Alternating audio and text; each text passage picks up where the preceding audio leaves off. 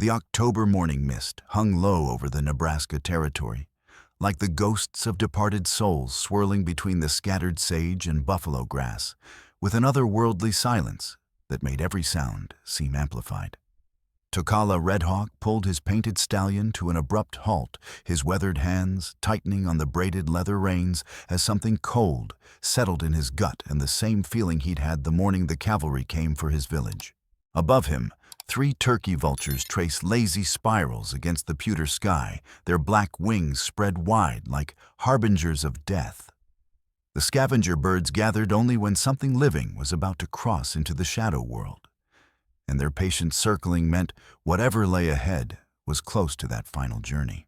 The wind shifted, carrying with it the scent of dying things and human desperation, a smell Tokala knew too well from battlefields and burial grounds. His dark eyes, hard as winter stone from 32 seasons of survival, scanned the rolling terrain until they fixed on something that made his chest tighten with unwelcome memory. A covered wagon sat canted at an unnatural angle about 400 yards ahead, its canvas top torn to ribbons by wind and weather, the torn fabric flapping weakly like the wings of some enormous wounded bird. The wooden wheels were sunk deep into what looked like a muddy depression, though the recent dry spell should have hardened any such trap into sun-baked clay. Then he heard it, a sound that pierced through him like a crow lance finding its mark, the thin, desperate cry of a child, not the healthy wail of a baby demanding attention, but the weak, fading sound of someone whose spirit was already halfway to the afterlife. The sound dragged him back 3 winters to another place, another time. His wife Winona's voice calling his name through smoke and gunfire. His infant son Little Wolf's cries cutting through the chaos as soldiers set fire to their lodge. The terrible silence that followed when he'd arrived too late to save them. Tokala dismounted with the fluid grace of a man who had learned that survival often depended on making no unnecessary sound. His moccasined feet touched earth that felt wrong somehow, too soft, too recently disturbed.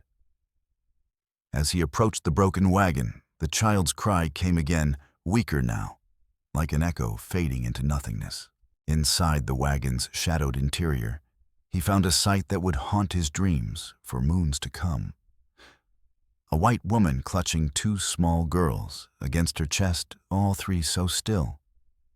They might have been carved from ancient wood, except for the barely perceptible rise and fall of labored breathing. Their lips were split and bleeding from thirst, cracked like dried riverbeds. Dust had settled into every crease of their faces, and their clothes hung in filthy tatters. The older girl, perhaps 8 winters old, opened her eyes when his shadow fell across them. Those eyes should have held terror at the sight of a Lakota warrior with his braided hair and traditional weapons. But instead, they held something far worse, acceptance. The blank, peaceful look of someone who had already begun walking the spirit trail. "Please," the woman whispered without opening her eyes, her voice barely audible as autumn leaves scraping against stone. "My babies." The younger child, maybe 6 winters, stirred slightly and whimpered a sound so weak it was more breath than voice. Her small hand clutched at her mother's torn dress with fingers that trembled like grass in a dying wind. Wakantanka. Tokala breathed, invoking the Great Spirit, as memory crashed over him like spring flood waters. His own son would have been this age now, would have had that same trusting innocence, that same helpless dependence on adults to keep the world safe. But the world wasn't safe. The world was full of men who killed for land, and women who died protecting their children, and warriors who arrived too late to make any difference. Except this time maybe he wasn't too late. Tokala moved with the practiced efficiency of a man who had pulled too many people back from the edge of the spirit world. He uncorked his water gourd and carefully lifted the woman's head, letting precious drops fall between her parched lips. She swallowed desperately, her throat working like a bird trying to sing with a broken voice. "Slow," he murmured in English, his accent thick, but his words clear. "Too much too fast, you be sick. Much sick." The woman's eyes fluttered open, startlingly blue, against her dirt-stained face like pieces of summer sky. She studied his features with growing awareness, taking in the eagle feathers braided into his long black hair, the intricate geometric beadwork on his buckskin shirt, the bone-handled knife at his hip. "You're," she began, her voice cracking. "Lakota," he confirmed, then touched his chest. "Tokala Redhawk. You have names?" "Clara," she whispered, finding strength with each sip of water. "Clara Dunn. These are my daughters Sarah and Mary." He turned his attention to the children, giving water first to the older girl. Sarah drank with careful control despite her obvious thirst, her eyes never leaving his face. There was intelligence there and something that might grow into courage if she lived long enough. The younger one, Mary, whimpered as the water touched her swollen tongue. But she drank greedily, some of the liquid spilling down her chin to darken her torn dress. From his leather saddlebags, Tokala produced strips of pemmican buffalo meat, mixed with berries and fat dried for long journeys when hunting was uncertain. He tore the tough strips into pieces small enough for weakened stomachs to handle. "Where you come from?" he asked as they ate. Clara struggled to sit straighter, her movements weak but determined. "Sable Junction. We've been running." "From who?" Her face crumpled like wet paper, and Sarah instinctively moved closer to her mother. "Bad men," the girl said simply. "Men who hurt people." As he continued giving them small portions of food and water, Clara noticed the scars that marked Tokala as a veteran of the endless war between their peoples. An old arrow wound had left a puckered scar on his left shoulder, the kind that came from cavalry sabers, not hunting accidents.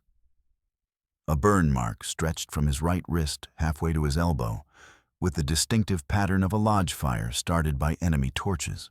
What she couldn't know was that those scars told the story of the worst day of Tokala's life. 3 winters passed. He'd been hunting elk in the sacred Black Hills when smoke on the horizon had drawn him home, to find his village burning and his family gone. The cavalry had struck at dawn, killing anyone who moved and burning everything that would catch fire. He'd found Winona and Little Wolf in the ashes of their lodge, her arm still wrapped around their son in death. The burn on his arm came from digging through those ashes with his bare hands, searching for something, anything that remained of his life. The arrow scar came later when grief had driven him to attack a cavalry patrol single-handedly. He'd killed 3 soldiers before the others brought him down, and only survived because a blizzard had covered his trail. Now, looking at these dying children, memory crashed over him like a rock slide. His son would have been Mary's age, would have had that same innocent trust, that same faith that the adults in his world would protect him from harm. But adults failed. Adults died. Adults arrived too late. This time would be different. "How long you been here?" he asked. 6 days. Clara said, then shook her head weakly. "Maybe 7. Hard to think straight." "Your man, your husband." Clara's face went white as bone bleached by sun and wind. "Dead. They killed him 6 months ago." Tokala glanced around the empty landscape. No graves, no scattered belongings, no signs of whatever violence had orphaned these children. Whatever had happened to Clara's husband, it hadn't happened here. We were hiding in the hills. Clara continued, her voice barely audible. "Trying to get to the territorial capital, find someone who could help. The wagon got stuck in that mud hole after the storm last week. The horses broke loose and ran off 3 days ago." She gestured weakly toward a depression about 60 yards away, where dried mud showed the distinctive marks of wheels sunk axle deep. Recent rains had turned it into a perfect trap, and the autumn sun had baked it hard as stone. Something glinted at Clara's throat as she moved a chain or necklace hidden beneath her torn dress. When she noticed his glance, her hand moved instinctively to cover whatever she was hiding. "Family thing," she said quietly. "From before." Tokala nodded without pressing. Everyone had things they wanted to keep hidden, especially refugees running from violence. But something in her manner suggested this particular secret was important. Maybe important enough to explain why someone was hunting a widow and her children across the territorial Badlands. He made a decision that went against everything his tribal elders had taught him about avoiding white troubles. But sometimes, a warrior had to choose between tribal wisdom and the voice of his heart, and his heart was screaming that he wouldn't let another family die while he had the power to prevent it. "Can you walk?" he asked. Clara tried to stand and nearly fell. Tokala caught her arm, feeling how little flesh remained on bones that should have been strong with youth and good living. "I don't know," she admitted. He looked at his horse, a strong stallion, but not large enough to carry 3 additional people safely across rough country. They'd have to walk at least until they found better transportation or reached help of some kind. "Where will you take us?" Clara asked. "Safe place." Tokala said, though he wasn't entirely sure where that might be. His own village was 4 days' hard ride north, and bringing white refugees there would create problems that might get them all killed just by different people than the ones hunting them now. Sarah looked up at him with solemn eyes that held more understanding than any 8-year-old should possess. "Are you really going to help us, even though we're white and you're Indian?" The question hit Tokala like a physical blow. How many times had children from both peoples asked variations of that same question over the years of endless war?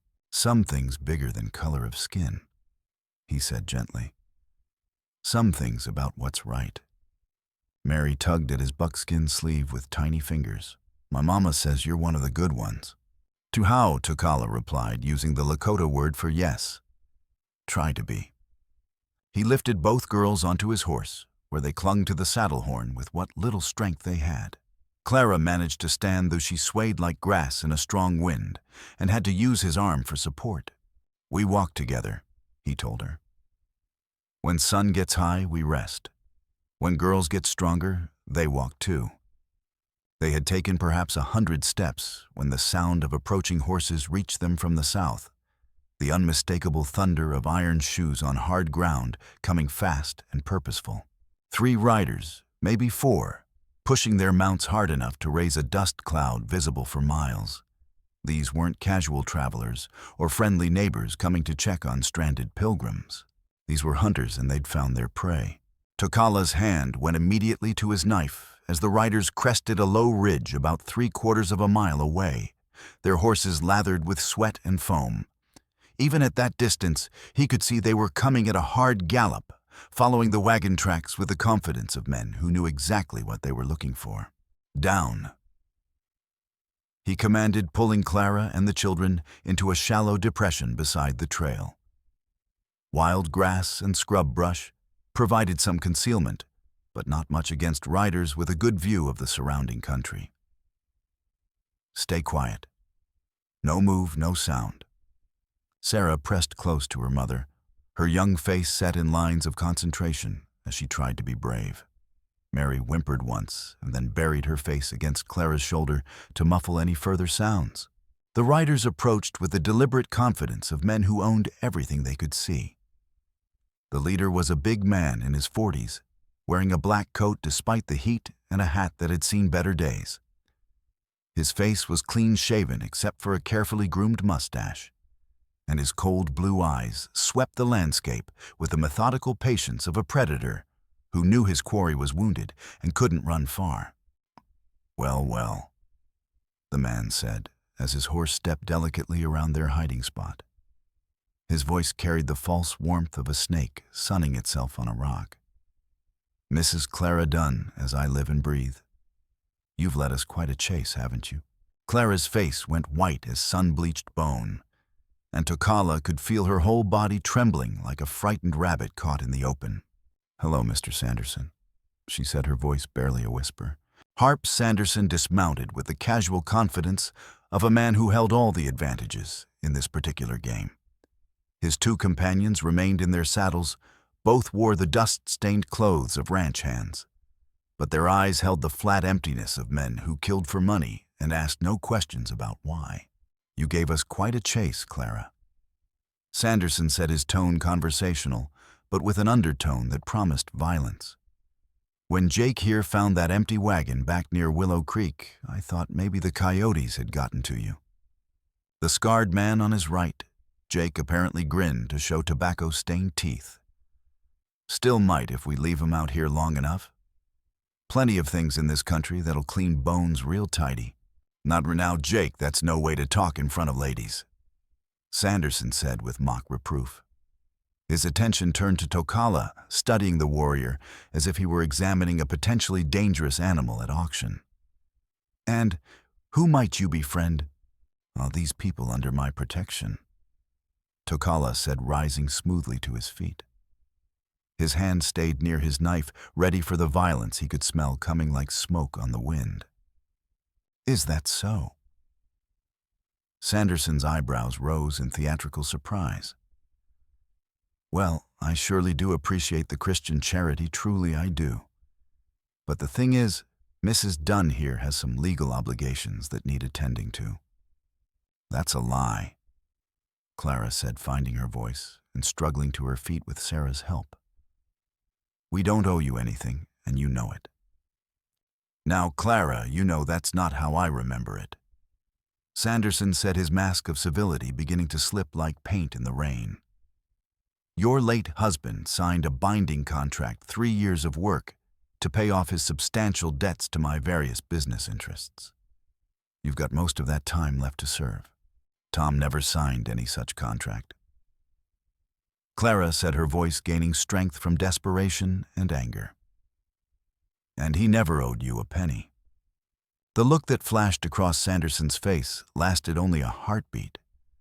But Tokala caught at a glimpse of the killer lurking beneath the businessman's carefully constructed veneer. This man had done far worse things than steal labor from desperate families. You walk away, Tokala said quietly, his words carrying the kind of finality that came from a man prepared to die for his convictions. All of you, right now. Do not come back. Jake laughed, a sound like gravel being ground under wagon wheels. You hear that, boys? The Redskin's giving us orders like he owns this whole territory. The third man, younger than Jake, but with the same dead eyes, shifted his horse closer. Maybe we should teach him some manners, boss. Show him how white men handle uppity Indians. Patience, Tommy, Sanderson said, though his own hand was moving toward the pistol at his hip. We're having a civilized conversation here. He turned back to Tokala with a smile that never reached his eyes. You seem like a reasonable man, friend. Surely you understand that legal contracts have to be honored, debts have to be paid. Understand you lie, Tokala replied. Understand you hunt women and children like animals. Understand that makes you my enemy. The standoff stretched tight as a bowstring ready to snap. Around them, the morning mist was beginning to burn off under the rising sun, and somewhere in the distance, a hawk circled on thermal currents, hunting for prey in the grass below. Clara stepped forward, placing herself between Sanderson and her daughters with the fierce protectiveness of a mother wolf defending her cubs. If you want us, you'll have to go through him first. And I don't think you're man enough for that fight. That can be arranged. Jake said, his hand dropping to his gun butt with practiced ease. Easy now, Sanderson said, holding up a warning hand. But his eyes were calculating, weighing the cost of immediate violence against the value of eliminating witnesses in a more private setting. Let's not do anything we might regret. The decision was made for all of them when Tommy, the youngest and most nervous of Sanderson's men, let his fear get the better of his judgment. His pistol cleared leather in a blur of steel and black powder smoke, the hammer falling on a percussion cap with a sharp crack that echoed across the empty landscape. The bullet went wide, tugging at Tokala's buckskin shirt as he threw himself sideways, but close enough that he felt the wind of its passage. Pain flared in his left shoulder as the lead ball creased flesh and muscle. But he'd been hurt worse and still managed to fight. Run, he shouted to Clara, grabbing Mary from the horse's back while pushing Sarah toward her mother. Into the grass, deep as you can go. Behind them, Sanderson was cursing his trigger-happy subordinate in language that would have made a cavalry sergeant proud. You damned fool, I wanted them alive and unmarked. But the damage was done. Blood was flowing, shots had been fired, and now it was a running fight across the open country with death riding hard behind them. Clara struggled to keep up as they plunged into the sea of tall grass that stretched toward distant hills like a golden ocean frozen in time. Each step was torture for her weakened body, but terror gave her strength she hadn't known she possessed. Her wounded leg, injured in their original escape, throbbed with each impact, but she forced herself to keep moving. Tokala lifted little Mary onto his back, despite the fire spreading through his wounded shoulder. The 6-year-old clung to him like a frightened cub, her small arms wrapped around his neck and her face pressed against his braided hair. "I can't keep up," Clara gasped, stumbling as her foot caught in a prairie dog hole. "Yes, you can, Mama," Sarah said fiercely, grabbing her mother's hand with both of her own. "We have to keep going." The sound of pursuit was getting closer, 3 horses crashing through the grass, like a buffalo stampede, their riders whooping and hollering like they were on some kind of twisted fox hunt. Tokala led them through a maze of natural features, dry creek beds carved by spring floods, rocky outcroppings that rose from the plains like ancient monuments, stands of cottonwood trees that provided momentary concealment. A rifle shot cracked behind them, and dirt exploded near Clara's feet. Sarah screamed, but kept running, her 8-year-old legs pumping with desperate determination. There." Jake's voice carried across the grassland. "I can see the squaw and the kids." Another shot closer this time. The bullet tugged at Clara's torn skirt, but missed flesh by inches. Tokala spotted what he was looking for ahead, a dry wash, carved by spring floods, but now just a deep scar in the earth, invisible from ground level, until you were almost on top of it. The autumn drought had turned it into a natural trench that might provide the cover they needed. Almost there. He panted, adjusting Mary's weight on his back, while blood continued to seep from his shoulder wound. "Few more steps, then we hide." A third shot rang out, just as they tumbled into the wash, the bullet whining off a rock above their heads and sending chips of stone clattering down around them. Safe for the moment, they pressed themselves against the earthen wall and tried to catch their breath in the sudden quiet. Mary was crying softly, trying to muffle the sound against Tokala's shoulder. "I want to go home," she whispered. "I know, little bird," Clara said, smoothing her daughter's hair with trembling hands. "We'll find a safe place, a new home where bad men can't hurt us." Above them, they could hear the horses thundering back and forth as Sanderson's men tried to figure out where their quarry had vanished. The wash was deeper than it appeared from horseback, and the autumn grass grew thick along its edges, providing natural camouflage. "Split up and search," Sanderson's voice carried down to them. "Jake, you check downstream. Tommy, you take upstream. We'll flush them out like rabbits from a burrow." Tokala examined his wound, probing the bullet crease with careful fingers. It was bleeding freely, but hadn't hit bone or any major blood vessels. He'd live if they could avoid getting shot again in the next few hours. Sarah watched him with wide eyes. "Does it hurt bad?" "Lakota warriors are strong," he told her with a smile that didn't quite hide his pain. "Like rocks in the stream, water flows around, but rock stays." "Can you show me how to be strong like a rock?" she asked seriously. Instead of answering directly, Tokala pulled a handful of smooth stones from the creek bed. "First lesson, choose right tools. Not too big, not too small. Feel weight in hand." He demonstrated the proper throwing grip, showing Sarah how to hold the stone and how to aim. "Bad men come close, you throw hard at head or hands. Make them think twice about hurting your family." Sarah nodded solemnly, collecting her own handful of stones. The 8-year-old's natural coordination was evident as she practiced the motion, and Tokala found himself thinking she might have warrior potential if she lived long enough to develop it. As if their situation wasn't desperate enough already, a new sound reached them from somewhere upstream. In the distinctive howling of wolves drawn by the scent of blood and the sounds of distress. "What's that?" Mary asked, her voice small and frightened. "Wolves," Tokala said matter-of-factly. "They smell blood, think maybe easy meal." Clara's face went pale. As if being hunted by armed men wasn't enough, now they had to worry about predators as well. The sun was approaching its zenith, now beating down mercilessly and turning their hiding place into an oven. Sweat mixed with blood on Tokala's shirt, and all of them were suffering from thirst despite the water he'd shared earlier. "We can't stay here," Clara whispered. "I can't leave either," Tokala replied. "Up there, Sanderson kill us. Out on prairie wolves maybe kill us. Here we wait for better chance." "What kind of better chance?" Tokala was quiet for a long moment, listening to the sounds around them. Horses' hooves on stone, low voices planning strategy, the distant howl of a wolf pack growing bolder as the day wore on. "Don't know yet," he admitted. "But Wakantanka provides for those who keep fighting." As if in response to his words, they heard something that changed everything. In the approach of more horses, but from the wrong direction.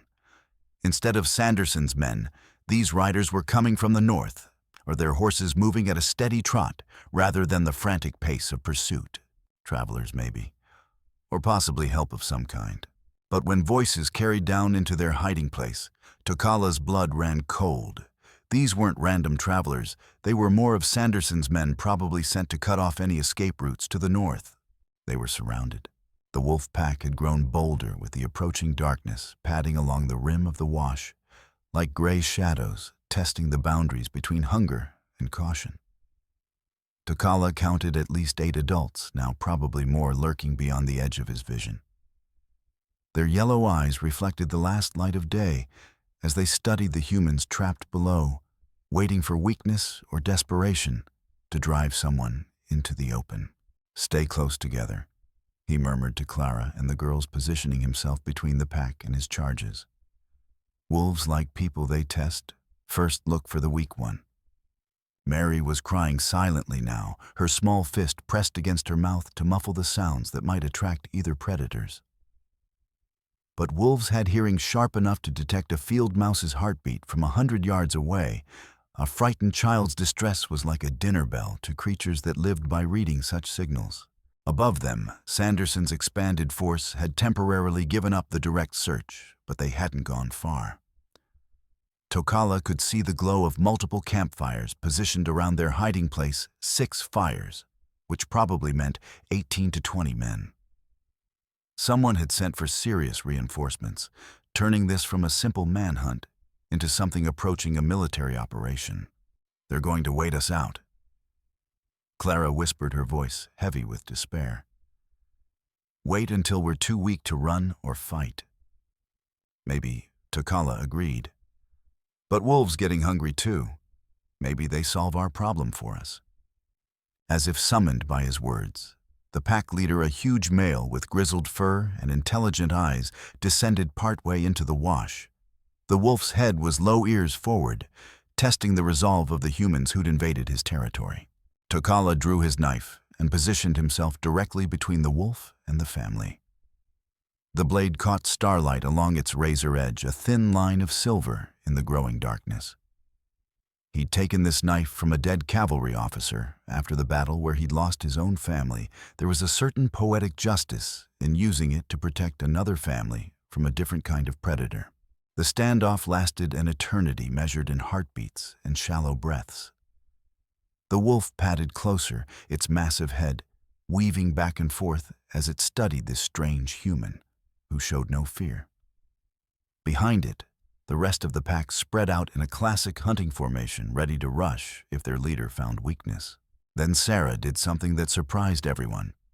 Instead of cowering behind her mother, she picked up one of the stones Tokala had taught her to throw and stood beside him, her young face set in lines of determination. "Go away," she said firmly, though her voice shook slightly. "We're not afraid of you." The wolf stopped, its intelligent eyes shifting between the warrior with his steel fang and the child with her stone. Something in their combined stance, the unity of purpose, the willingness to fight despite the odds, gave the predator pause. From upstream, the sound of horses moving closer broke the moment's tension. Sanderson's men were getting restless, probably planning some kind of night assault while their quarry was weakened by thirst and exhaustion. The wolf heard it too, and melted back into the darkness, unwilling to risk a confrontation with armed humans. But Tokala knew they'd be back circling and waiting for a moment of weakness or distraction. "No good," he told Sarah quietly. "You show courage. Wolf respect courage. Papa taught me never to back down from bullies," she said, still clutching her stone. "Said bullies are just scared people trying to make others scared too. Your papa was wise, man." Tokala said, feeling another pang at the reminder of his own son who would never have the chance to learn such lessons. Around midnight, when the temperature had dropped enough to make them all shiver in their inadequate clothing, Tokala made a decision. They couldn't stay in the wash, the wolves were getting bolder, Sanderson's men would probably attack at dawn, and the children were weakening from exposure and thirst. "We move," he announced quietly. "Follow the water. Stay low, stay quiet." "Where are we going?" Clara asked. "Away from here," Tokala replied. "Sometimes best plan is just to keep moving until better plan comes along." They crept along the bottom of the wash, using the darkness and the sound of wind in the grass to mask their movement. Every few hundred yards, Tokala would pause to listen for sounds of pursuit or the padding of wolf paws on stone. After about a mile, the wash began to shallow out as it approached its confluence with a larger creek. The vegetation grew thicker here, willows and cottonwoods that provided cover, but also concealment for potential threats. That's when they heard the sound of running water, more than just the trickle they'd been following. A real stream, which meant fresh water and possibly a way to mask their scent from both human and animal hunters. "Water," Mary whispered, her voice hoarse with thirst. They climbed out of the wash and found themselves beside a creek that was running higher and faster than normal for this time of year. Recent rains in the hills must have fed it, turning what was usually a modest stream into something approaching a small river. Clara and the girls drank deeply while Tokala kept watch, his eyes scanning the darkness for signs of movement. The water was cold and sweet, the best thing any of them had tasted in days. "Look," Sarah said, pointing to something that glinted in the moonlight beside the creek. "What's that?" It was the chain around Clara's neck, the one Tokala had noticed earlier. The tarnished silver had caught the light as it slipped from beneath her torn dress, and now he could see it held some kind of locket or pendant. "Nothing important," Clara said quickly, her hand moving to cover the hidden object. "Just a keepsake from better times." But Tokala had seen the defensive gesture, the way her eyes avoided his. Whatever she was hiding, it was more significant than just sentiment. "Show me," he said gently but firmly. Clara hesitated for a long moment, her fingers clutching the chain beneath her dress. The sound of approaching horses could be heard in the distance. Sanderson's men had discovered their escape and were spreading out to search the creek beds. "They're coming," she whispered. "Then we need truth," Tokala replied. "If I die protecting you, I want to know why." The urgency in his voice seemed to break through her resistance. With obvious reluctance, Clara pulled the locket into the moonlight. The locket was tarnished silver, dented from hard use, but held together by careful maintenance. When Clara opened it with trembling fingers, Tokala saw something that changed everything he thought he knew about this family and their situation. Inside was a small daguerreotype photograph showing Clara standing beside a man in uniform. Not just any uniform, but the formal dress of a territorial sheriff, complete with a star-shaped badge that seemed to gleam even in the faded image. The man had kind eyes and a strong jaw, the face of someone accustomed to making hard decisions and living with the consequences. "Your husband," Tokala said. It wasn't a question. Clara nodded, tears gathering in her eyes like storm clouds on the horizon. "Thomas Dunn, sheriff of Sable Junction for 12 years. Her voice dropped to barely a whisper. "He's been dead 6 months." Tokala studied the photograph pieces of a larger puzzle beginning to fall into place in his mind. A lawman's death. A widow and children forced to run and hide. A powerful rancher claiming they owed him money for contracts that probably never existed. "Tell me how he died." "Fire," Clara said, her voice cracking like dry timber in a lightning strike. Our house burned down in the middle of the night. Tom tried to save his files, his evidence against... She gestured vaguely toward the sound of approaching horses. Against them. The roof came down before he could get out. But you and girls escaped? Barely. Tom woke us when he smelled smoke, got us out through the back window. He went back for his papers, said they were too important to lose. Clara wiped her eyes with the back of her hand, leaving streaks in the dirt on her face. Always the lawman, even at the end. Sarah looked up at Tokala with solemn eyes that held far too much understanding for her age. Papa was trying to catch bad men. He said they were stealing from everybody in town, stolen cattle. Clara continued finding strength in sharing the burden she'd carried alone.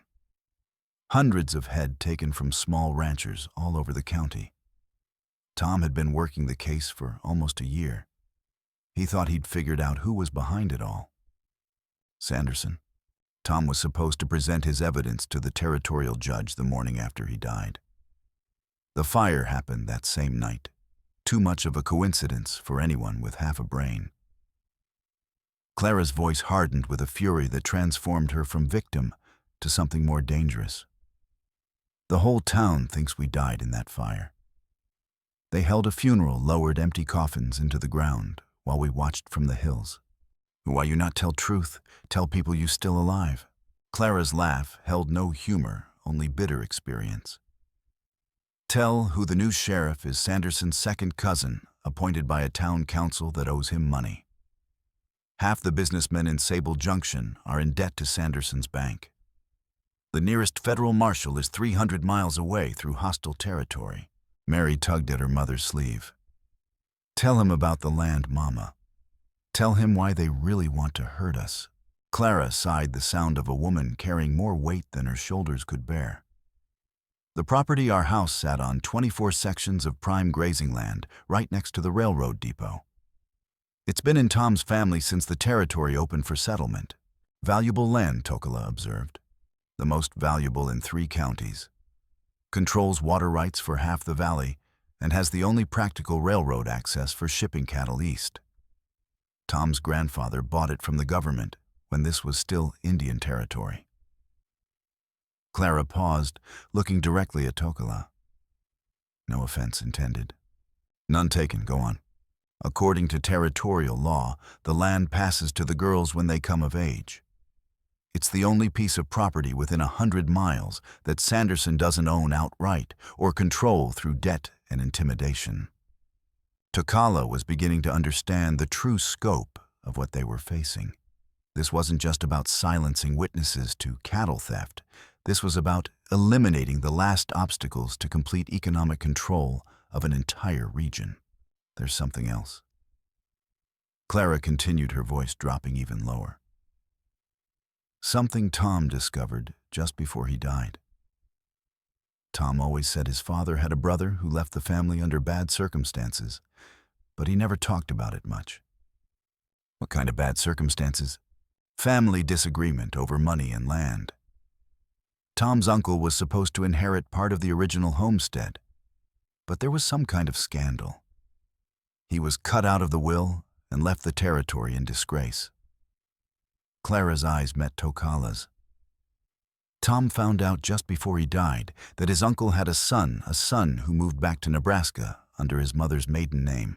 The sound of horses was getting closer now, but Tokala needed to hear the rest. What was the name? Sanderson. Clara whispered. Harp Sanderson is Tom's first cousin. This isn't just about money or land. It's about family revenge going back 30 years. The revelation hit Tokala like a physical blow. Family killing family was the worst kind of betrayal, the kind that poisoned everything it touched for generations.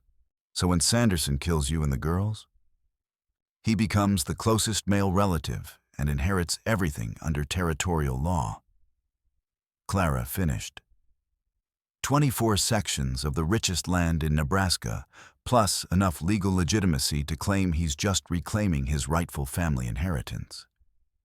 The approaching horses were close enough now that they could hear individual voices calling to each other through the darkness.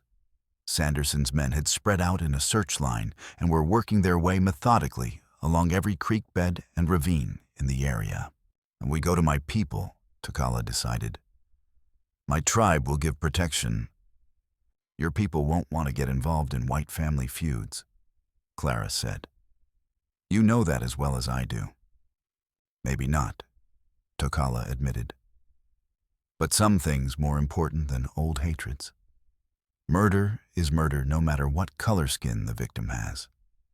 What he didn't tell Clara was that asking for tribal protection for white refugees would likely cost him everything: his place in the band, his status as a warrior, possibly even his life, if the council decided he'd betrayed his people's fundamental interests.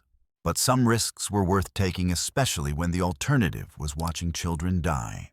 Behind them, carried on the night wind, came the sound they'd been dreading: dogs barking in the distance. Sanderson had brought tracking hounds to follow their scent, turning this from a manhunt into something much more dangerous.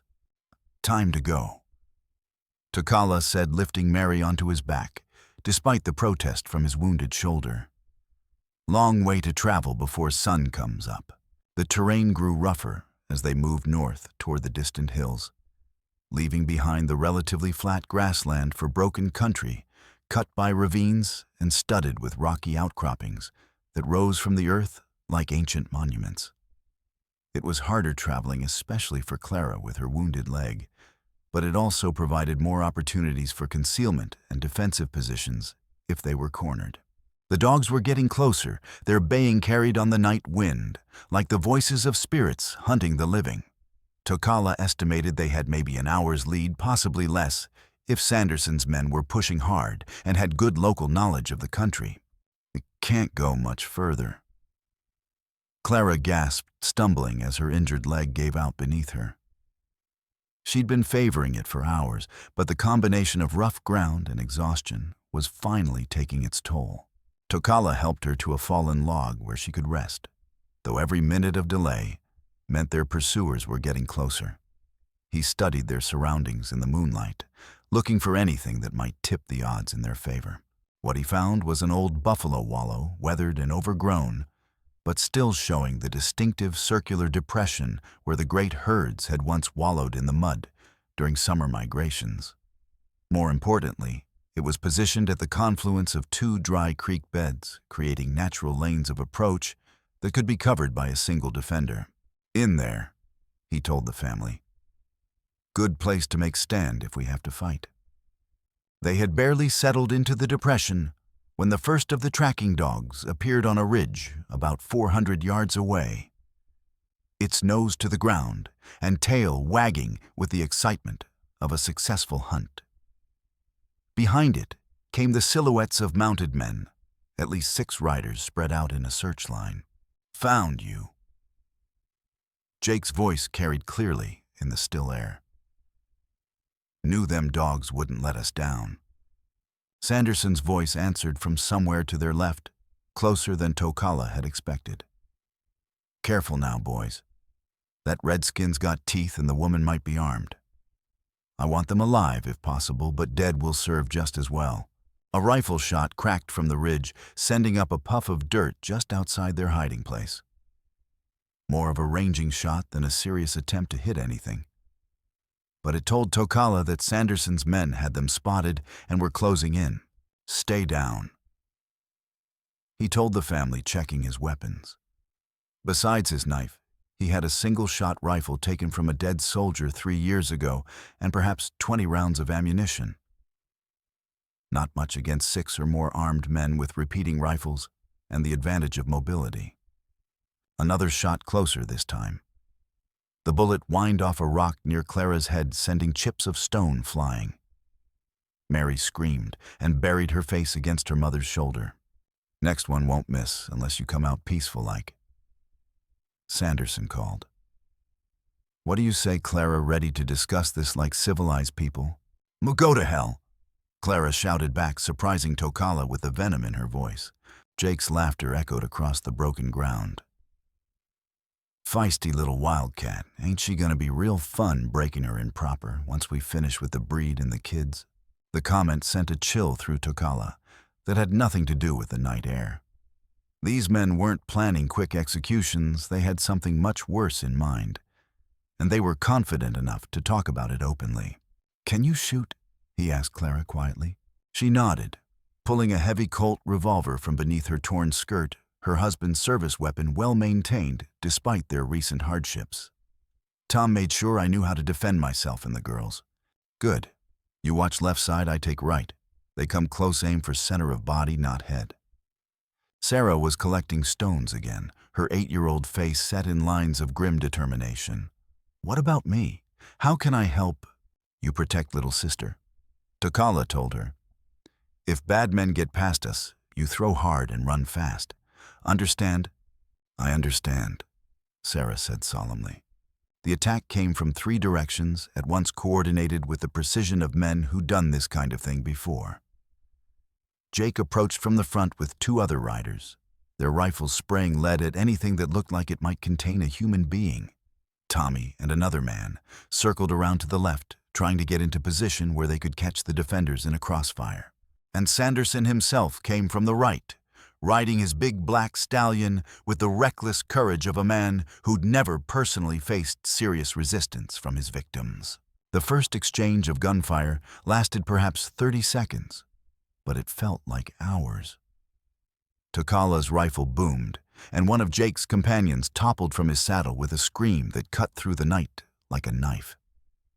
Clara's pistol cracked twice, both shots missing, but coming close enough to make Tommy's horse rear and fight its rider. Then disaster struck from an unexpected direction. The tracking dogs, excited by the sounds of battle and the smell of blood, broke away from their handlers and charged directly into the buffalo wallow. The first hound, a big blue tick with murder in its eyes, went straight for Mary with the single-minded focus of a predator that had scented easy prey. Takala spun to protect the child, but the movement exposed him to Jake's rifle. The bullet took him in the thigh, sending him sprawling in the dirt, with blood pouring from a wound that felt like liquid fire. Clara screamed and emptied her pistol at the approaching dog, but her shots went wild in the darkness and confusion. The hound was almost on top of Mary when Sarah did something that would live in Tokala's memory forever. The 8-year-old girl stepped directly between the attacking dog and her little sister, drew back her arm with all the skill he'd taught her, and threw her stone with deadly accuracy.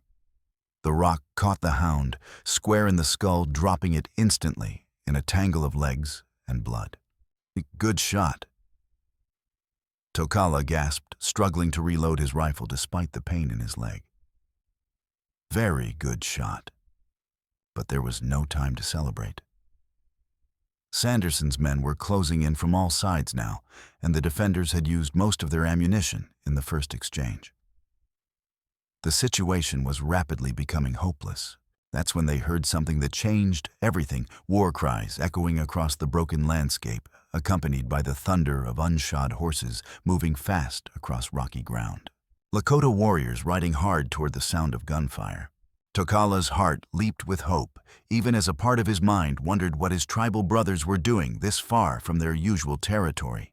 But there was no time for speculation. Sanderson's men were caught completely off guard by the arrival of mounted warriors who seemed to materialize from the darkness like avenging spirits. The battle that followed was brief but savage. Lakota arrows whispered through the night air with lethal precision, while war cries that hadn't been heard in these parts for years echoed off the surrounding hills. Jake screamed as a shaft took him through the shoulder, while another of Sanderson's men tumbled from his saddle with an arrow in his thigh. But the reprieve was temporary. As quickly as they'd appeared, the Lakota warriors melted back into the darkness, leaving behind wounded enemies and the strong scent of their presence. That was a warning. Takala realized, understanding his people's tactics. "They tell Sanderson to go away, leave us alone." "Will he listen?" Clara asked. Before Takala could answer, Sanderson's voice cut through the night air filled with rage and frustration. "I don't know what kind of deal you made with those savages, Clara, but it won't save you. I've got more men coming and federal authority to deal with hostile Indians who interfere with legal business." The threat was clear. Sanderson intended to escalate this conflict until he got what he wanted regardless of the cost in blood or the risk of starting a broader war between settlers and tribes. And we need to reach my people's main camp, Tokala decided. Only place we be safe now. How far? Clara asked, struggling to help him bind his wounded leg. Half day's hard travel, Tokala admitted. Through country Sanderson knows as well as we do. Then we better get started, Sarah said with the kind of adult pragmatism that childhood trauma sometimes produced. Before those bad men bring more friends. The Lakota camp occupied a natural fortress formed by towering red sandstone cliffs, with about 60 lodges arranged in the traditional sacred circle around a central fire pit. As Tokala approached, with his unlikely charges, riding double on a horse borrowed from the warriors who'd rescued them, he could see the entire community gathering to witness something unprecedented in their collective memory. Never before had a tribal member brought white refugees directly into their sacred space, and the implications were staggering for everyone involved. Chief Two Bears emerged from the largest lodge, his weathered face carved from granite, as he took in the bloody, exhausted group. At 72 winters, he had guided his people through the worst years of the Indian Wars, and his eyes held the kind of wisdom that came only from seeing too much death and making too many impossible choices. Tokala Redhawk, he said formally, his voice carrying the weight of tribal authority. You bring Wasiku to our sacred ground. You bring their troubles to our people. Explain this thing. I bring those who need protection, grandfather. Tokala replied, using the respectful term while helping Clara down from the horse. These people have been wronged. Their protector was murdered by men who steal from both white and red. A murmur ran through the gathering crowd, warriors, women, children, elders, all studying the white family with mixtures of curiosity, suspicion, and outright hostility. Some voices carried approval for Tokala's courage, but others expressed the kind of deep skepticism that came from generations of betrayal by white promises. Standing Bear, one of the most respected war chiefs in the band, stepped forward with the dignity of a man who'd counted coup on cavalry officers and lived to tell the story. Tell us, Tokala Redhawk, what right do you have to speak for the Lakota nation? What right do you have to offer protection to enemies of our people? It was a challenge Tokala had been expecting, and one he couldn't answer without admitting he'd acted far beyond his authority. But before he could respond, the sound of approaching horses echoed off the canyon walls, iron shoes on stone coming fast and angry. Sanderson appeared at the mouth of the canyon with 23 men behind him. Not just his original crew, but a small army of ranch hands, town deputies, and territorial militia, convinced they were on a righteous mission to rescue white captives from hostile Indians. Morning, folks. Sanderson called out his voice, carrying the false joviality he used to mask murderous intentions. Fine day for a social call, don't you think? Though I have to say, I'm disappointed you didn't send out a welcoming committee. Two Bears stepped forward, flanked by 40 warriors who'd appeared as if by magic, with weapons ready. You trespass on Lakota land, Wasichu.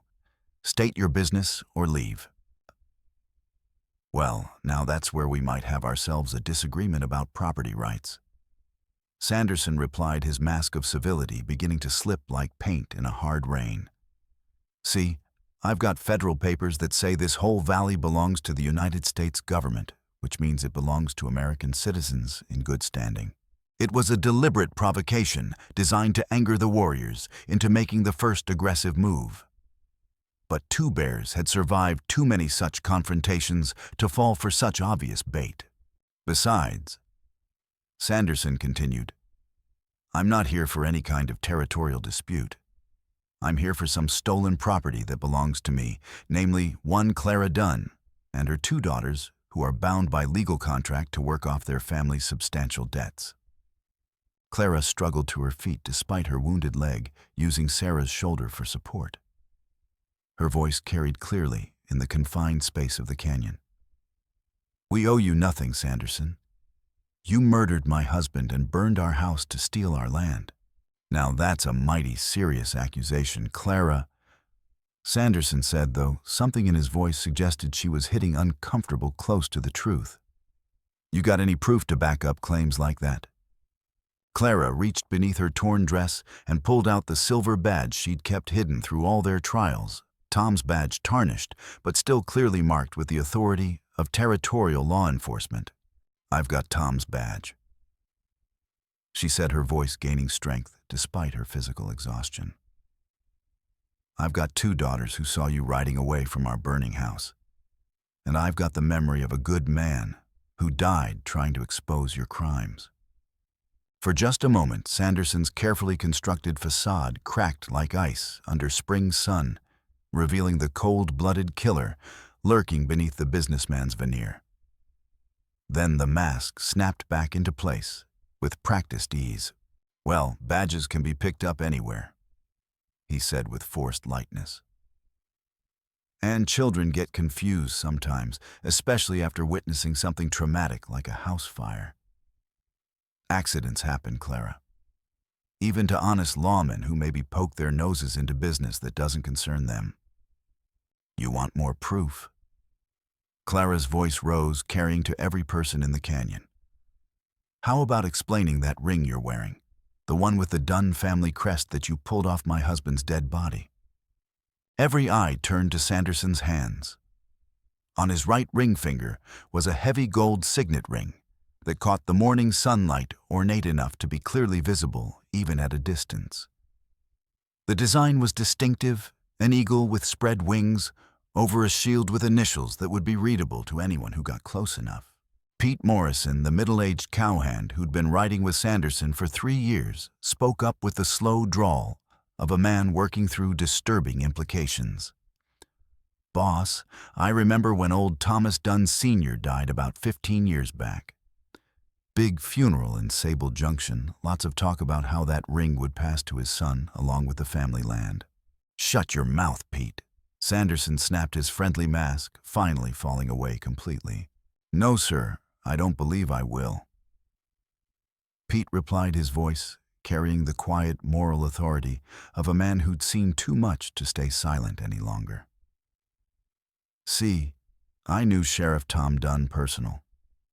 Straight arrow, never took a bribe, always treated prisoners decent, even when they didn't deserve it. Pete's voice carried clearly in the sudden silence that had fallen over both groups. That ring there, it's got the same eagle design that was on Sheriff Dunn's watch chain. Same initials, too, from what I can see. Question is, Mr. Sanderson, if that ring rightfully belongs to the Dunn family, like the lady says, how exactly did you come by it? The silence stretched taut as a bowstring ready to snap. Even Sanderson's own men were staring at him with growing doubt, finally beginning to understand they might be on the wrong side of something much darker than a simple debt collection. Sanderson looked around the canyon, taking in the faces of his posse, the Lakota warriors with their weapons ready, and the family he'd been trying to eliminate for months. His carefully laid plans were unraveling like a rope thrown into fire. You people don't understand what's at stake here, he said, his voice losing its false heartiness and taking on the flat, dangerous tone of a cornered animal. None of you understand the bigger picture? Then explain it to us. Clara challenged, stepping forward despite the obvious danger. Sanderson's laugh held no humor, only the bitter satisfaction of a man with nothing left to lose. 24 sections of the richest grazing land in Nebraska territory right next to the railroad depot. Water rights that control half the county. Do you have any idea what that's worth? What it will be worth when the big cattle companies finish moving their operations up from Texas? So you killed for money, Takala said. It wasn't a question. I killed for justice. Sanderson snarled, his voice echoing off the canyon walls. My mother was Margaret Dunn. Old Thomas Dunn's sister cheated out of her rightful inheritance when she married a man the family didn't approve of. Cast out like a common criminal for following her heart. The revelation sent shockwaves through both groups. Family murder was the worst kind of betrayal, the kind that poisoned bloodlines for generations. Thomas Dunn was my uncle. Sanderson continued, his voice thick with decades of resentment. That land, that money, those water rights, they should have been split between him and my mother. Instead, she got nothing while he built an empire on what rightfully belonged to both families. "You're saying Sheriff Dunn was your cousin?" Pete asked, his voice barely audible. "First cousin," Sanderson confirmed. "And when I came back to Nebraska 5 years ago, I offered to let bygones be bygones. Offered to work together, share the wealth like families should. But Tom was too much like his father, too proud, too righteous, too convinced that his way was the only right way." Clara's face had gone pale as the implications sank in. So, when Tom started investigating the cattle thefts, he was investigating his own family. Sanderson finished. "Getting ready to destroy me just like his father destroyed my mother. Had to be stopped before he could present his so-called evidence to that territorial judge." The confession hung in the air like smoke from a grass fire, damning in its casual brutality. Even men who'd known Sanderson for years were staring at him with revulsion, finally understanding the true scope of his crimes. "Oh, Jesus Christ, Harp," one of them breathed. "You burned down your own cousin's house with his family inside." "I did what had to be done," Sanderson replied coldly. "Tom forced my hand with his investigation. If he'd minded his own business, lived and let live, none of this would have been necessary." That was the moment when everything exploded into violence. Tommy Brennan, the youngest and most unstable of Sanderson's original crew, had been listening to his boss's confession with growing horror. When the full implications hit him, that he'd been party to the murder of a lawman and the attempted killing of children, something snapped in his mind. His rifle swung toward Clara, perhaps thinking to eliminate the primary witness before anyone could stop him. But his shot went wide in the chaos and took down Swift Fox, a young Lakota warrior who'd been standing near the family. The brave toppled backward with blood spreading across his decorated shirt, and suddenly the canyon erupted in the kind of violence that would be talked about in both communities for generations to come. 40 Lakota warriors released arrows and returned fire with trade rifles, their war cries echoing off the stone walls until the sound became a continuous roar of rage and defiance. Sanderson's men tried to control their terrified horses while finding cover in the confined space. But they were caught in a natural amphitheater with limited escape routes and no tactical advantages. The Lakota had everything: superior numbers, defensive positions, intimate knowledge of the terrain, and the righteous anger of people defending their sacred ground from invaders. But Sanderson's men had repeating rifles with longer range than bows, plus the desperate courage of men who knew they were fighting for their lives. Tokala threw himself over Clara and the girls, shielding them with his body, as bullets whined overhead and arrows whistled through the air with lethal precision. Around them, the peaceful camp had transformed into a battlefield, where two very different ways of fighting were colliding with deadly results. Through the chaos and gun smoke, he could see individual moments of heroism and horror, frozen like paintings in his memory. Standing Bear, putting an arrow through Jake's shoulder with surgical precision. Pete Morrison throwing down his rifle and calling for a ceasefire. Tommy Brennan screaming as he fell from his saddle with a war lance through his chest.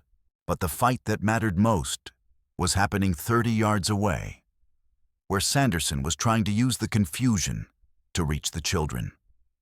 The rancher had dismounted and was working his way through the battle on foot, using his own men as cover, while he closed the distance to his primary targets. Otter, Tokala's oldest friend since childhood, saw the danger and moved to intercept. The warrior's bows sang as he put shaft after shaft into Sanderson's remaining allies, each arrow finding its mark with the kind of accuracy that came from a lifetime of hunting and warfare. Then Jake, despite his wounded shoulder, got lucky with a desperate shot. His bullet caught Otter's center mass, and Tokala's best friend fell with blood frothing from his lips, the light already fading from his eyes. "Brother." Otter whispered, his voice barely audible over the sounds of battle. "Protect the little ones." How Takala replied the Lakota word for yes, carrying the weight of a sacred promise. "I will." But Otter's death had given Sanderson the opening he needed. While Tokala was distracted by his friend's final moments, the rancher broke cover and charged directly toward the family huddle behind their meager protection. Clara saw him coming and tried to shield her daughters with her own body, but her wounded leg gave out and she fell. Mary screamed as Sanderson loomed over them, his pistol swinging down toward Clara's head with the deliberate precision of a man who'd killed before. That's when Sarah Dunn proved she was truly her father's daughter.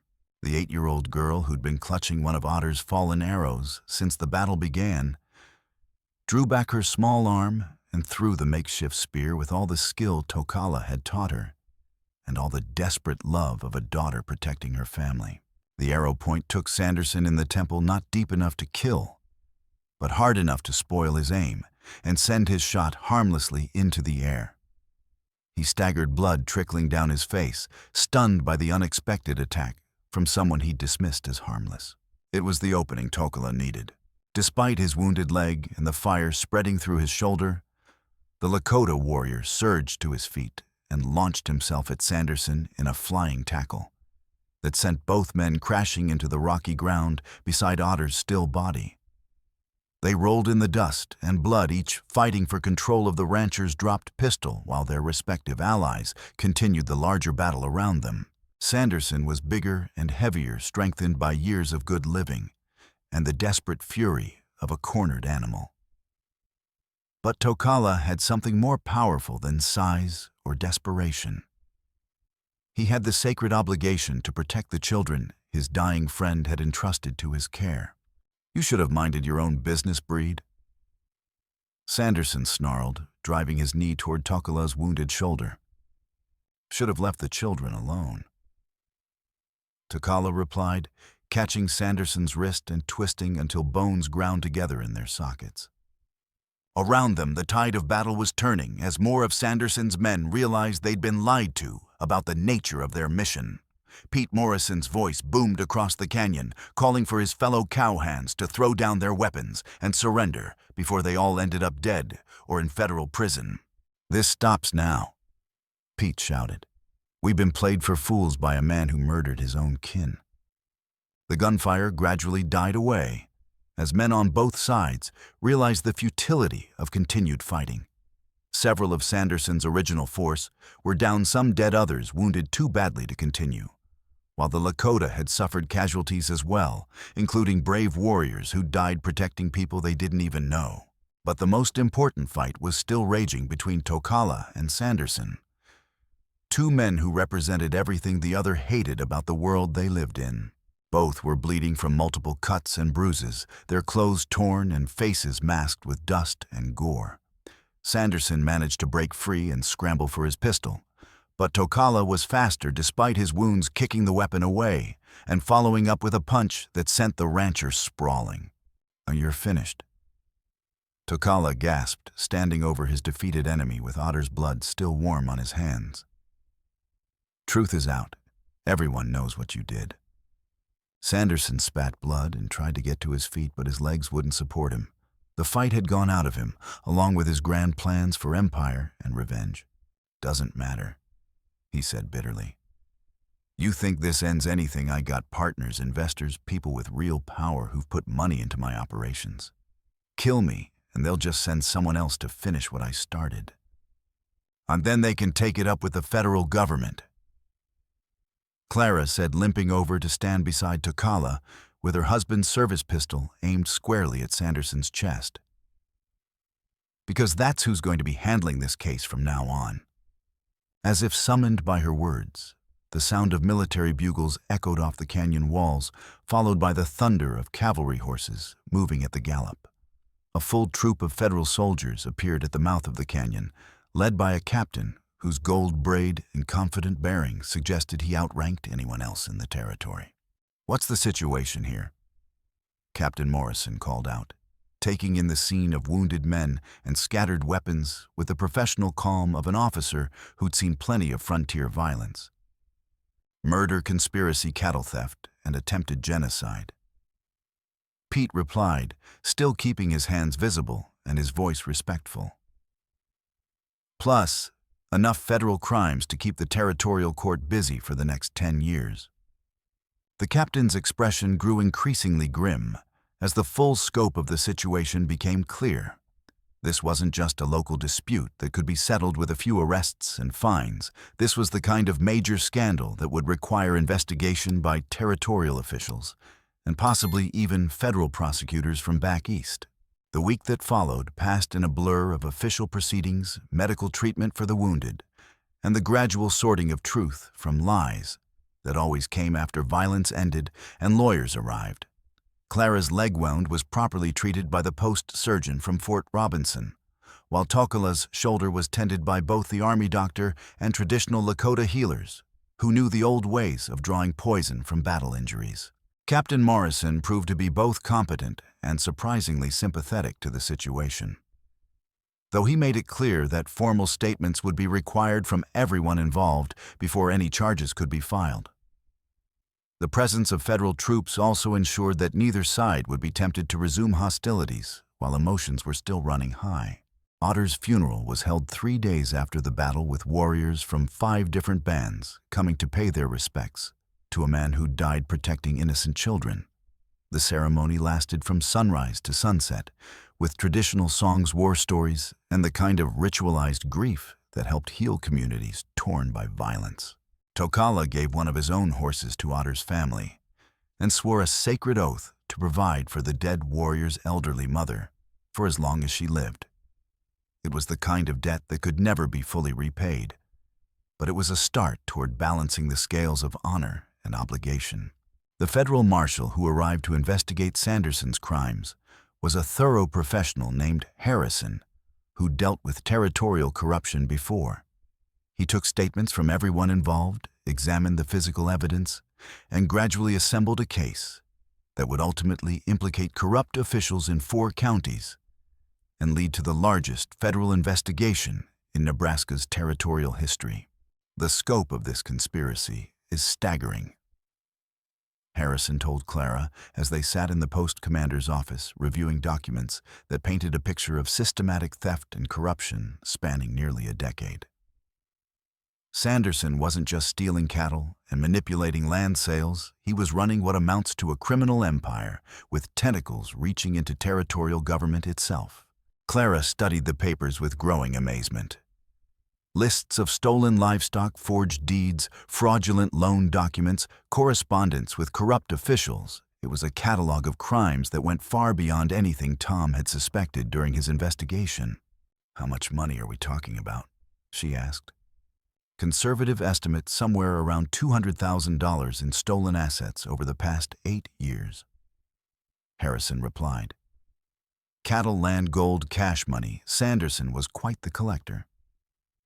Plus, there's evidence he was taking money from railroad companies and big cattle syndicates back east to guarantee their access to grazing rights and shipping facilities. The sum was so large, Clara had trouble comprehending it. More money than most people would see in several lifetimes, stolen from dozens of small ranchers and farmers who could ill afford the loss. What happens to it now? Most of it has to go back to the people he stole from, assuming we can identify them and prove their losses, Harrison said. But the territorial government is offering a substantial reward for information leading to the conviction of major criminals like Sanderson. Your testimony was crucial, ma'am. Without it, he might have talked his way out of the worst charges. He slid a bank draft across the table. Clara picked it up with trembling hands and read the amount, $12,000.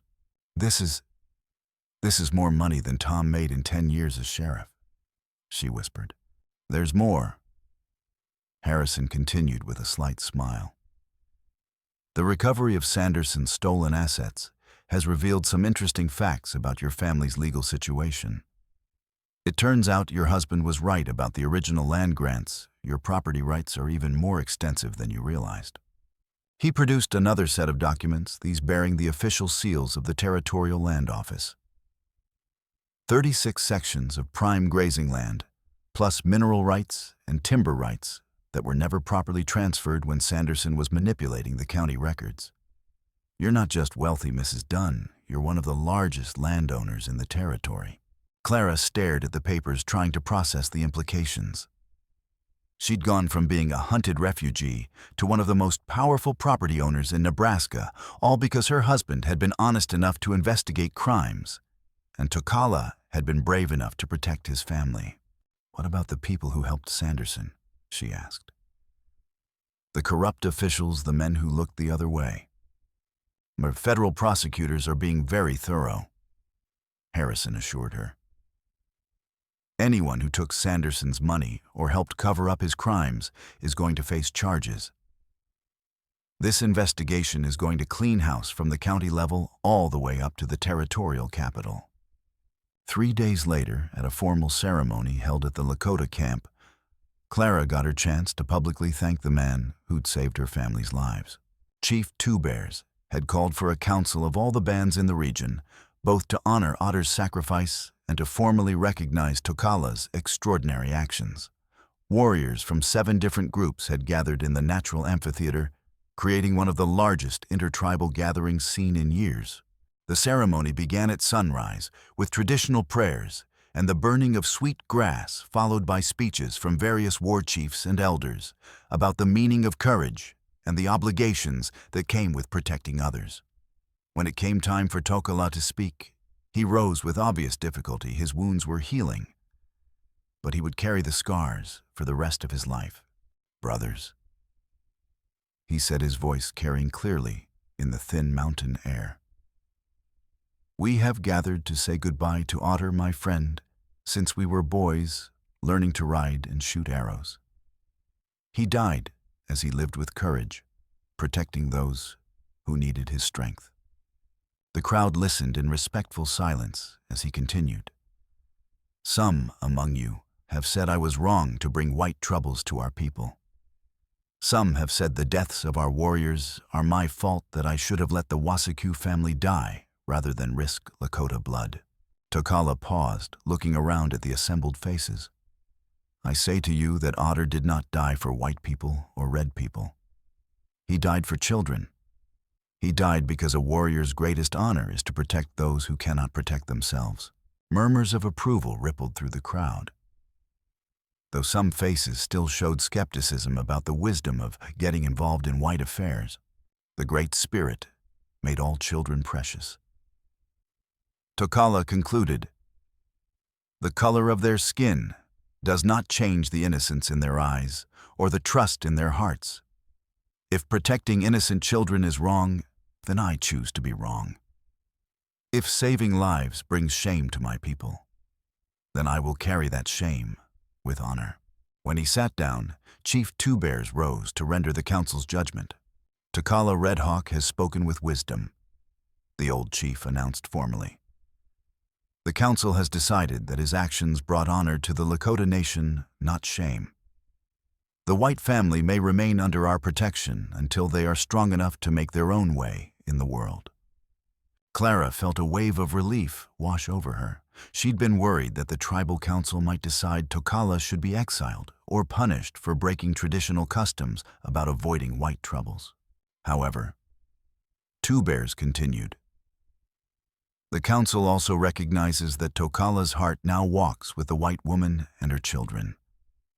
If he chooses to leave our people to build a new life among the Wasiku, he will go with our blessing and our prayers for his happiness." The choice was Tokala's to make, and everyone present understood the magnitude of what was being decided. He could return to his traditional life with the tribe, accepting whatever limitations and obligations that entailed. Or he could follow his heart into an uncertain future with Clara's family. "I choose family." Tokala said simply, his words carrying the weight of absolute conviction. "Old family walks the spirit trail now. New family needs protection in this world." Two Bears nodded, as if the answer had been inevitable from the beginning. "Then go with our blessing, Tokala Red Hawk. But remember, you will always have a place by our fires if you choose to return." After the formal ceremony concluded, Clara found herself walking beside Tokala as they made their way toward the government wagons that would take them back to Sable Junction for the first time since their house had burned. "Are you sure about this?" she asked. "Leaving your people living in the white world, it won't be easy. There will be people who can never accept what we are to each other." "Nothing worthwhile ever is easy," Tokala replied. "Besides, maybe it's time for the white world and the red world to find some middle ground. Maybe we can show them it's possible." Sarah and Mary ran ahead of them, and their childish laughter echoing off the canyon walls as they chased a small dog one of the warriors had given them. They'd been through trauma that would mark them forever, but children were resilient in ways adults often forgot, especially when they felt safe and loved again. "What will you do with all that land?" Tokala asked. 36 sections is enough to build an empire if you want one." Clara was quiet for a moment, considering possibilities she'd never imagined having to think about. "I want to build something good," she said finally. "Something that honors Tom's memory and gives the girls a chance to grow up understanding both worlds, yours and mine." "What kind of something?" "A school, maybe. A place where white children and Indian children could learn together, understand each other, instead of just being afraid." Clara's voice grew stronger as the idea took shape. "Use some of the land for farming, some for cattle. But make it a place where people can see that different doesn't have to mean enemy." Tokala smiled, the first genuinely happy expression Clara had seen from him since they'd met. "Your husband would be proud of such a dream." "I hope so," Clara said softly. "I hope he'd be proud of all of this." 6 months later, Clara stood on the porch of her new house, built on a hill, overlooking the reclaimed land that had been worth killing for watching Sarah and Mary practice traditional Lakota games with Tokala. The warrior-turned-farmer was teaching them a stick game that required patience and strategy, pointing out how the moves were like the choices people made in real life. The house itself was larger than their original home, but built with an eye toward practicality rather than ostentation.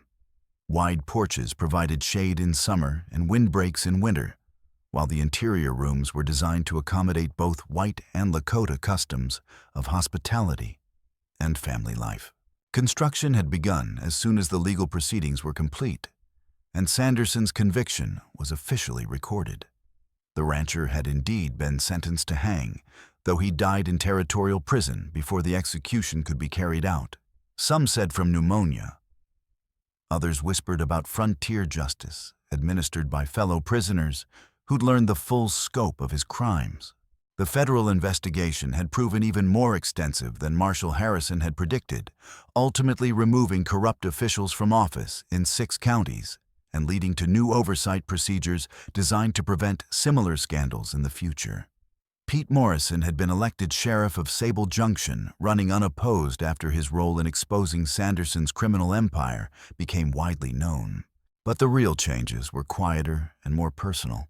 Clara's school had opened 2 months earlier, with 12 students, 8 white children from local ranching families, and 4 Lakota children, whose parents trusted Tokala enough to let them learn the white man's ways, alongside their traditional education.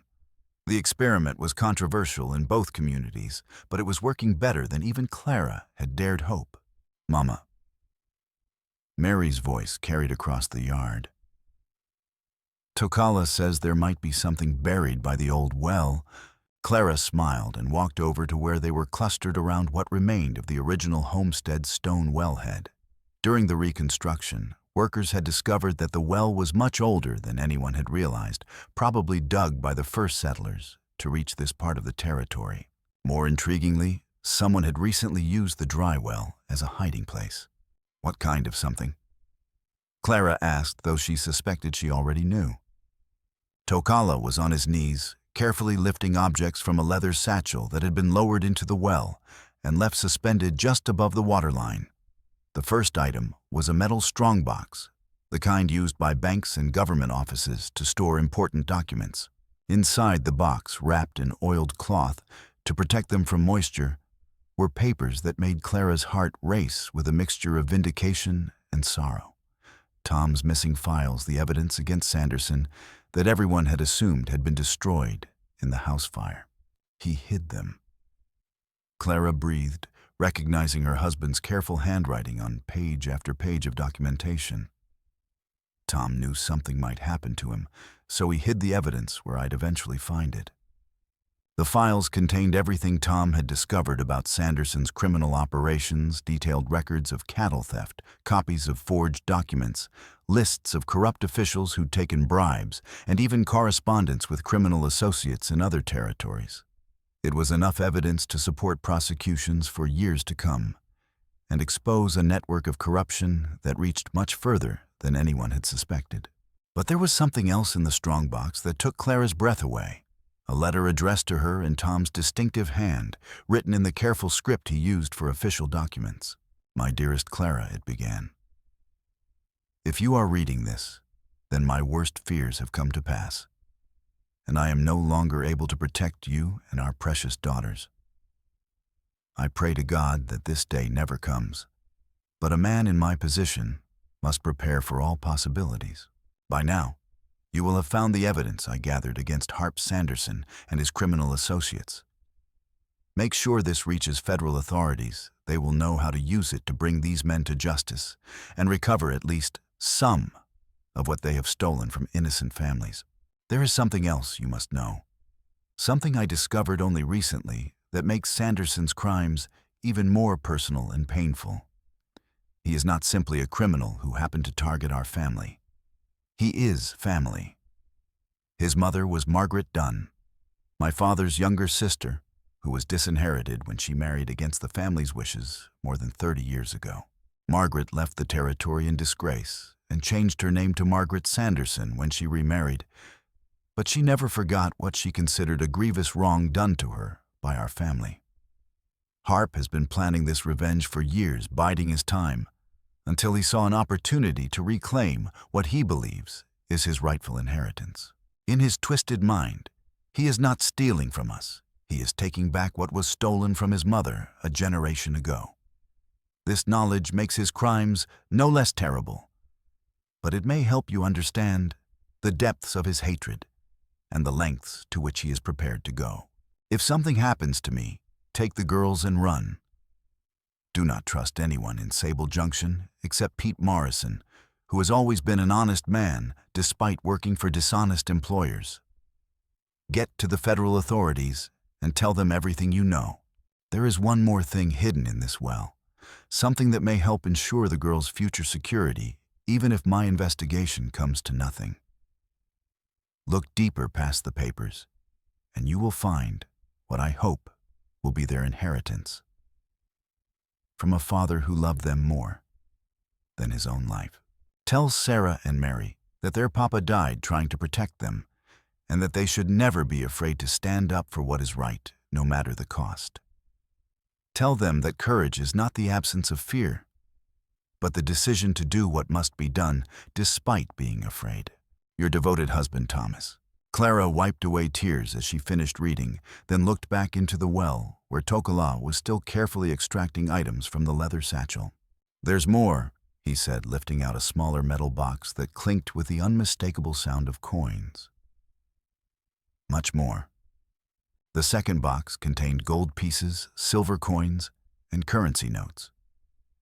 Tom's savings from 12 years as an honest lawman, plus something that made Clara gasp with surprise and understanding. A collection of jewelry, small, valuable items, and gold nuggets that could only have come from one source. Evidence, she realized. Tom didn't just document Sanderson's crimes, he recovered some of the stolen goods as proof. The total value was staggering enough to ensure the girls' education and provide security for decades to come, even without the territorial reward money and the recovered land rights. But the final surprise was still waiting at the bottom of the satchel. Tokala lifted out a bundle of letters tied with a faded ribbon correspondence that predated Tom's investigation by many years. The return addresses were from various parts of the territory, and as Clara examined them, she began to understand their significance. Letters from your husband's family. Tokala observed, reading over her shoulder. from the time before the Troubles. The letters painted a picture of the original family dispute that had led to Margaret Dunn's disinheritance. Not the simple disagreement over an unsuitable marriage that family legend had suggested, but something far more complex and morally ambiguous. Margaret had indeed been cut out of the family inheritance, but not because she'd married beneath her station. She'd been caught embezzling money from the family business, using her position as bookkeeper to skim funds for her own purposes. When confronted with the evidence, she'd claimed she was only taking what rightfully belonged to her, but the amounts involved were substantial enough to threaten the family's financial survival. The final letter in the bundle, written by Tom's grandfather to a territorial judge, formally requested that criminal charges be dropped against Margaret in exchange for her agreement to leave the territory permanently and never contact the family again. So the original injustice was hers, Clara said quietly. She stole from her own family, got caught, and was given a choice between prison and exile. And she chose exile, but never forgot the shame, Tokala added. Passed that anger down to her son, let it grow into something poisonous. Clara carefully rewrapped the letters and placed them back in the strongbox along with Tom's evidence files. The complete truth about the Dunn family feud would have to be part of the official record. But at least now she understood why Sanderson's hatred had been so personal and so implacable. What will you do with all this? Tokala asked, gesturing toward the recovered evidence and the wealth it represented. Make sure justice is served, Clara said without hesitation. Make sure every family Sanderson robbed gets their property back. Make sure his criminal network is completely destroyed. And after that, Clara looked around at the land that had cost so much blood to reclaim, at the children playing in the yard of their new home, at the man who'd risked everything to save her family and had chosen to make their future his own. After that, we build something better, she said. Something that honors the memory of everyone who died, Tom Otter, all the others. Something that proves their sacrifices meant something. That evening, as the sun set over their valley and painted the sky in shades of gold and crimson, the four people who had found each other in the worst of circumstances gathered around their dinner table to share a meal and plan for tomorrow. Sarah was telling Tokala about her progress in learning Lakota words, while Mary was describing the new foal that had been born to one of their horses. Clara listened to the comfortable domestic chatter with a sense of peace she hadn't felt since before Tom's death. Clara, Tokala said quietly as the girls finished their meal and went to play by the fireplace. There is something I need to ask you. What is it? The tribal council, they want to know if we plan to marry according to white law as well as Lakota custom. Federal authorities, they say it might be important for legal purposes, property rights, custody of children, things like that. Clara had been expecting this conversation for months, though she'd been uncertain how to bring it up herself. Their relationship had grown naturally from mutual dependence to genuine partnership, to something deeper and more complicated than either had initially expected. What do you want? She asked. I want what is best for the girls, Tokala said simply. They have lost one father already. If something happens to me, I want to be sure they are protected, that no one can challenge their rights to their inheritance or their place in your family. That's not what I meant, and you know it, Clara said with a kind of gentle directness that had become comfortable between them. What do you want for yourself, for us? Tokala was quiet for a long moment, studying her face in the flickering firelight. I want to belong somewhere again, he said finally. My first family walks the spirit trail. My tribe has blessed me, but cannot be my home anymore. Here with you and the girls, this feels like home. Then we'll make it legal, Clara said, reaching across the table to take his scarred hand in hers. Not because we have to, but because we want to. Because some bonds deserve to be recognized by both worlds. Sarah looked up from her game by the fireplace. Does that mean Tokala will really be our new papa forever? If that's what you want, Clara replied. "We already decided that months ago," Sarah said with 8-year-old certainty. "We just wanted to make sure you grown-ups figured it out too." Mary giggled and ran over to throw her arms around Tokala's neck. "Papa Tokala," she said, trying out the sound. "I like that." "How, Tokala," said his voice thick with emotion. "I like that too, little bird." As the night settled over their valley and the children were tucked into their beds, Clara and Tokala stood together on the porch, looking out at land that had been bought with blood, but was now being built with love. "Do you ever wonder what Tom would think of all this?" Clara asked. "I think he would be proud," Tokala replied. Proud that his children are safe, proud that his wife chose courage over fear, proud that his death brought justice instead of just sorrow. In the distance, a wolf howled, not in threat or hunger, but in simple acknowledgement that the night belonged to all creatures who had earned their place in the world through strength and determination. The sound carried no fear for the family on the hill. They had faced worse than wolves and prevailed.